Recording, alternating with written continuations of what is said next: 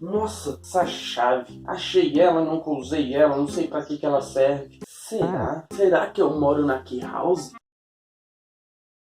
O quê? Vou tentar. Me leve para Nova York. Não, não funcionou. Que bosta. É só meu guarda-roupa mesmo. Tá bom. Oi, gente.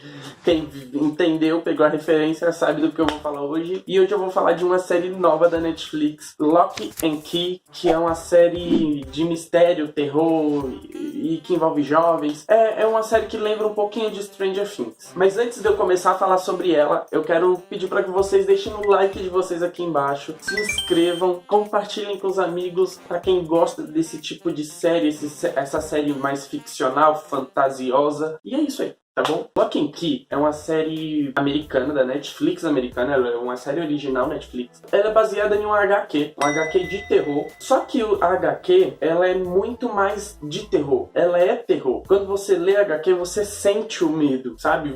Você entende que é um HQ de terror, que quer assustar, que quer passar uma história de terror. E quando você vai pra tela, você vê uma outra coisa. É muito normal quando você passa um produto de uma mídia pra outra mídia, fazendo essa transição, é muito normal que haja diferença e que mude as coisas. Por exemplo, com Amor ao Simon, Love Simon, quando foi pra tela, mudou muitas coisas.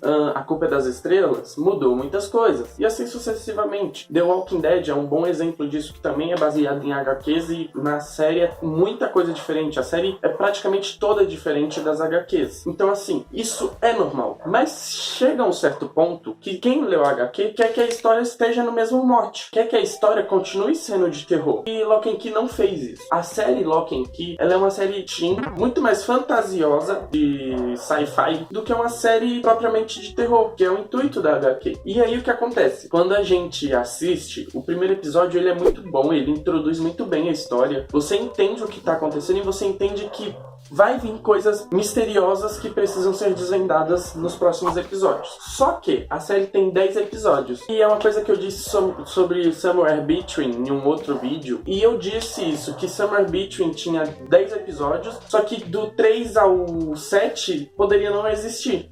Porque era um limbo que tava ali flutuando. E Lock and Key vai um pouco nessa mesma medida. Lock and Key é uma série que fica um pouco nisso também. O primeiro episódio ele entra muito bem, introduz muito bem a história, a gente entende o que tá acontecendo, que a família Locke com a mãe, a matriarca Nina, e os 3 filhos, o Bold, a Kinsey e o Tyler, se mudam pra Key House, em Massachusetts. Antes eles moravam em Seattle com uma família. Só que o pai deles, e esposo da Nina, foi assassinado por um aluno. Ele era professor e um aluno assassinou ele, misteriosamente, sem muito entender o porquê. Só que na hora que ele assassina o Randall, que é o pai da família, a Nina está próxima e a Nina escuta o Sam falando que ele queria entender os mistérios da Key House. Ele queria entender o que estava acontecendo na Key House e ele queria saber sobre as chaves. E a Nina, não sabendo de nada, ficou meio perdida. Mas após a morte, ela entende que ela precisa descobrir isso, que ela precisa ir atrás. Só que o que acontece? Lock and Key, ele traz umas referências de outros filmes e outras sagas de ficção, de fantasia, que pra quem entende, conhece, sabe. Por exemplo, em Lock and Key, os adultos não lembram da magia. Os adultos não sabem da magia. É um pouco das Crônicas de Nárnia, que quando os adolescentes ficaram adultos, eles esqueceram do armário, eles esqueceram de Nárnia. Então, Lock and Key... que foi, José? Parou.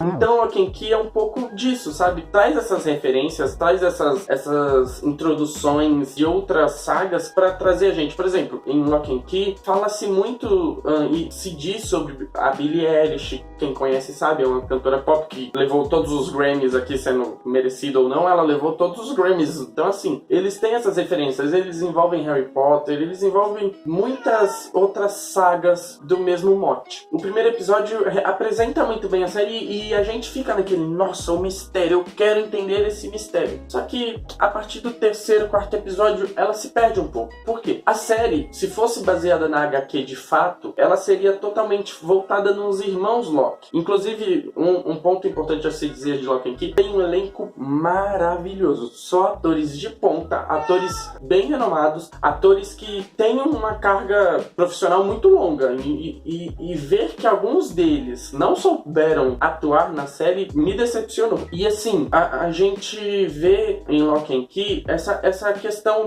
do roteiro ter saído muito do HQ. E fica um pouco chato, porque a gente queria entender e ver o terror da HQ na tela. E não foi o que aconteceu. A série apresenta a vilã da história, que é interpretada por uma brasileira, inclusive. Bom, ponto importante a se dizer. Ela nasceu no Canadá, mas os pais são brasileiros. Então ela fala português, ela vem pro Brasil direto e tal. O nome dela é Laisla de Oliveira. E a gente sente que o papel dela pedia muito mais. E eu não tô falando da atuação, eu tô falando de entrega de roteiro. Dá a entender que ela é super poderosa e que ela pode fazer e acontecer. Mas na hora a gente não sente que ela chega nesse ápice do poder dela. A gente acha que ela meio que fica assim. Tanto que o final, ela foi super inteligente no final. Só que meio que não dá a entender isso. A gente fica meio tipo o gif do John Travolta, sabe? Então assim, Locke and Key é uma série boa. É uma série muito interessante. É uma série muito divertida. E eu aconselho assistirem, porque ela vai se tornar popular na Netflix. Ela vai ter segunda, ela vai ter terceira temporada, provavelmente. Não foi renovada ainda, mas provavelmente vai, porque é o tipo de série que a Netflix gosta de renovar. Mas, mesmo assim, é uma série que precisa entender o que quer. É uma série que tem que entender se ela vai ser de mistério, se ela vai ser de terror. Não dá pra ela ficar nesse um pé aqui, um pé ali, nessa bipolaridade de enredo,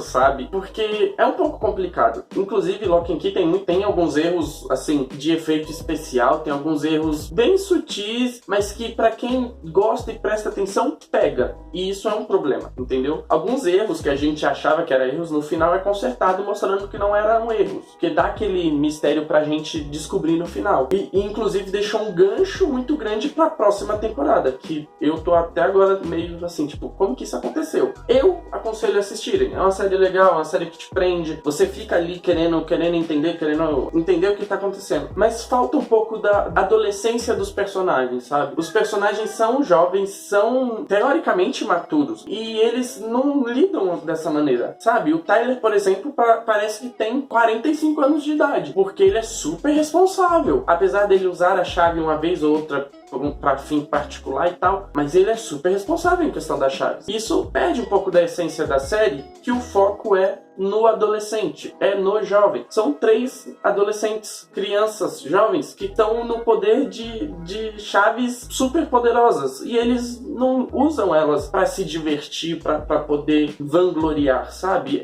Fica meio fake. Locke and Key merece segunda temporada, merece muito uma continuação, só que merece sim ser melhorada. Ter um roteiro melhor e ter um enredo melhor. A atuação do Conor Giza, que é o que faz o Tyler, não é boa. A atuação da atriz que faz a Nina, que é a Darby Stansfield, também não é boa. E são 2 atores renomados que têm muita carga profissional, sabe? E eles não conseguiram entregar. A Nina muitas vezes parecia só uma mulher louca, doida. E não era isso que tinha que ser. A gente sente que não era isso, mas a atuação parecia que ela era só uma mulher doida, que tinha perdido o marido, tinha ficado doida. E não era isso que tinha que ser. Então assim, Locke and Key tem tudo pra ser uma nova Stranger Things. Entendem o que eu quero dizer, né? You can try it on away.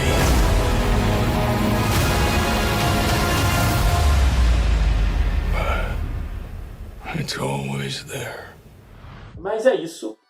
Eu acho que eu não vou ficar falando muito, senão eu vou entregar muito spoiler da série e isso não é legal. Eu quero que vocês assistam e depois vocês digam aqui embaixo nos comentários o que vocês acharam sobre a série, beleza? Lembrando, deixem like, compartilhem com os amigos, se inscrevam no canal por obséquio, por favor. Digam se vocês estão gostando, se não, o que vocês querem. Eu estou anotando o que vocês estão pedindo, já pediram Sobrenatural, Supernatural, já pediram Grey's Anatomy, The Society, já pediram muitas séries, muitas coisas e eu tô tentando gravar e funcionar isso tudo, beleza? Algumas eu tenho planos de gravar, tipo Supernatural, mas daqui pra um tempo quando ela acabar, que ela vai acabar esse ano, então eu tô esperando, tá bom, gente? Só pra deixar claro. Mas é isso, um beijo e tchau!